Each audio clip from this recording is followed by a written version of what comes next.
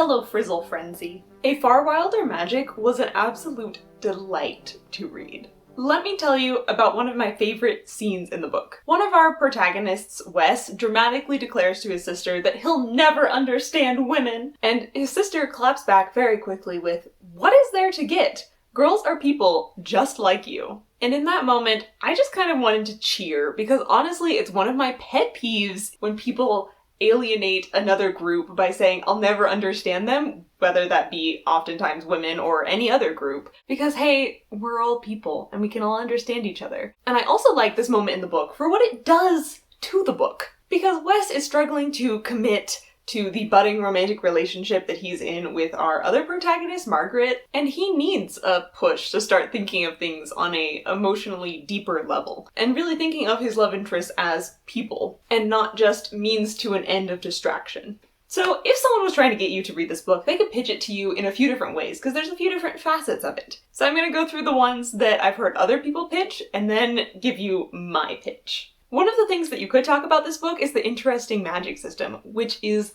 alchemy. Our two main characters are very involved in the world of alchemy, because Margaret is the daughter of a famous alchemist, and Wes is trying to apprentice to her mother in order to better learn alchemy. And alchemy, as a magic, is used in the story and does become plot relevant, but honestly, it's really only a thing in the background. It's not really any of the driving force of the plot. Something that drives the plot a little bit more, and a different way you could pitch this book, is that there is this legendary fox demon who has shown up in the town. And so, the ceremonial hunt will follow. So all the famous alchemists are coming to town to hunt down this fox, and it's a big competition, and of course, Margaret wants to enter in order to try to win the love of her mother, and ropes Wes into it. And there is a fair amount of action driven by that plot, of preparing for the hunt, of going on the hunt, of the demon slowly picking people off before the hunt has even officially started because of ceremony. But honestly, if you go into this book with the expectation of it being about hunting down this fox, I think you're also going to be disappointed, because that isn't really the driving force behind this story either. Yes, it's where the plot is going towards, but it's not what is driving the plot. So what is driving this plot?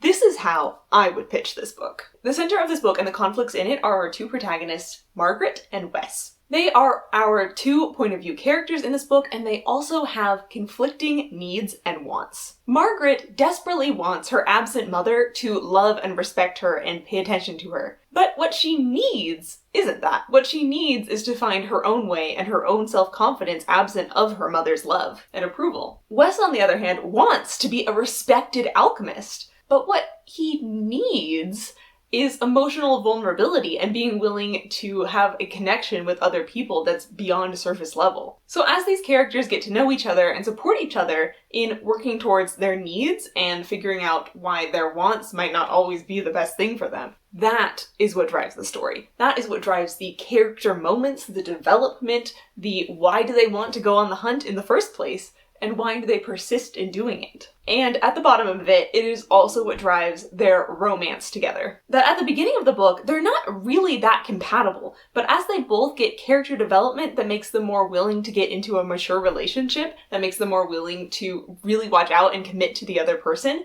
that's when their romance really starts working, and that's why it's so satisfying to read this book. Because you're not just working towards some mastery of alchemy or catching some demon fox. You're working towards the relationship between these two characters. And this book, in setting, in tone, in execution, in emotional depth, really reminded me of the Scorpio races, and I would enthusiastically recommend it to anyone who loves that book. Now, a few other little sprinkles of things that I really liked about this book. Both of our protagonists are from religious minorities that are coded Irish Catholic and Jewish. And their background with their religions really informs their cultural upbringing and how other people in this small town treat them, and also their own insecurities as being part of these marginalized groups. And I just absolutely love it when religions of characters are themes in the story, because I really feel like it enriches both the world building and the characters' backgrounds themselves. Because it really does throw more messiness into the loop, because I feel like when done well, it provides